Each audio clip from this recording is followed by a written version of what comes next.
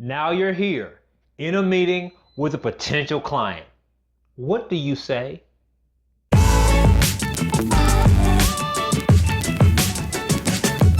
Hey, it's Alzay Calhoun with Coveted Consultant. This video is about what you say when you're finally on a sales call. By the way, never have a sales call. Nobody likes sales calls. We want to have a conversation, one business owner to another business owner. But in order for this flow to make sense, there's some prerequisites here. So I'm assuming you've seen 3 previous videos. We've already agreed that local businesses make the most sense to focus on. We've already agreed that you should have a simple service already organized that solves a problem for them. And third, you got to this meeting because you introduced yourself in a very casual way. If what I'm describing does not make any sense, there are links to all the videos in the description. But if you already know what I'm talking about, let's continue.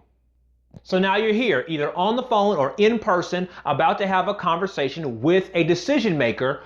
How is this supposed to unfold? Well, let me tell you what they're used to and why you should never function this way. So the business owner is used to sitting back in their chair and allowing the salesperson to go through their spread of services, because the salesperson is prepared to pitch something. So they're used to kind of sitting back with this kind of what do you got kind of attitude. You tell them about this and about that and about this and about that. They think to themselves, nope, don't want that. Don't want that. That could be cool, but not really interesting, etc. Right? So what ends up happening to you as the person doing the selling is now you got to play the guessing game. You got to figure out which thing in your bag of tricks is going to get them to say yes to something. Whoa, on the whole concept. The first thing we need to admit is that the business owner does not understand digital marketing nearly as well as you do. They can't speak the language, they don't understand the functionality, and to assume that you can have that kind of hashing out and explain all those things to them live is over their heads. They're not unintelligent, but they just don't do what you do. They do something else. So speak their language with them. Number 2, your goal is to understand their needs and to have them make a decision about those needs.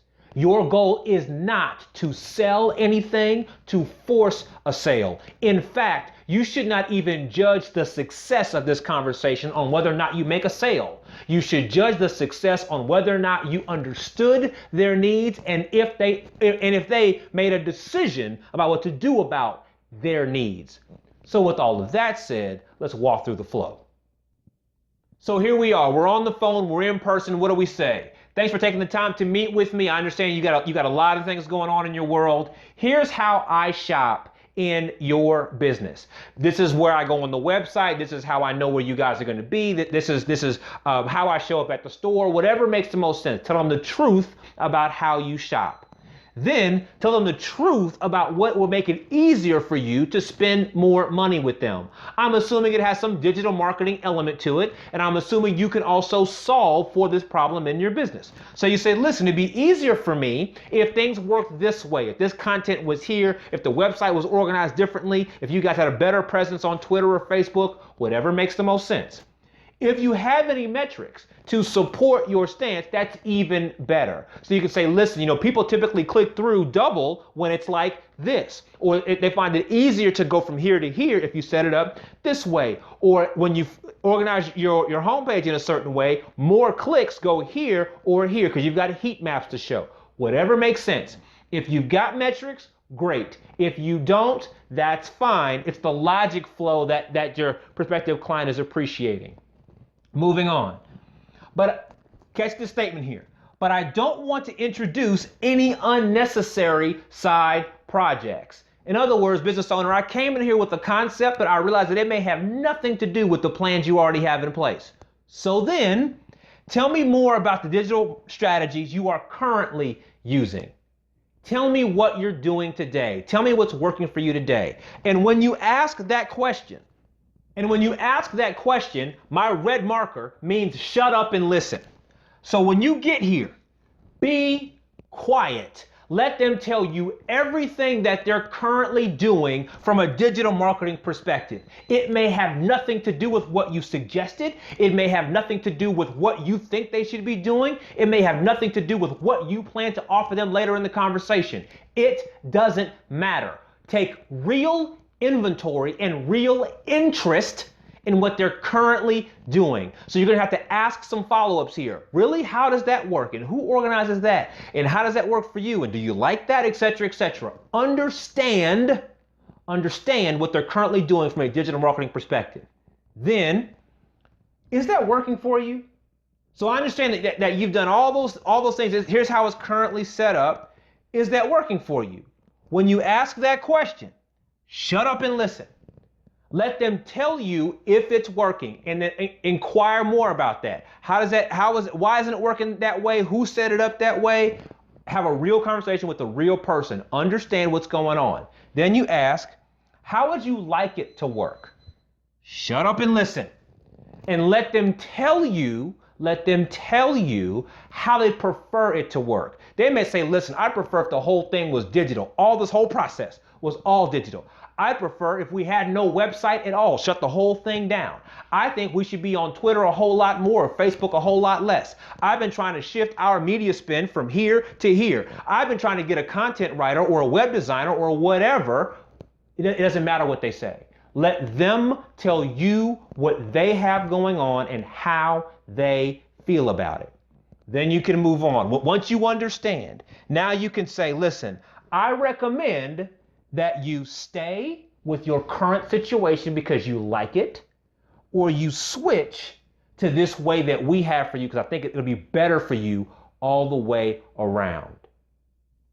Give that prospective client an honest assessment, your honest assessment of where you believe they are. If what they have is working for them, it takes them where they want to go, then let them stay right there. If you believe that what you have takes them where they want to go even faster, then you owe it to them to recommend that improved solution. But it is 100% okay if they don't buy anything from you.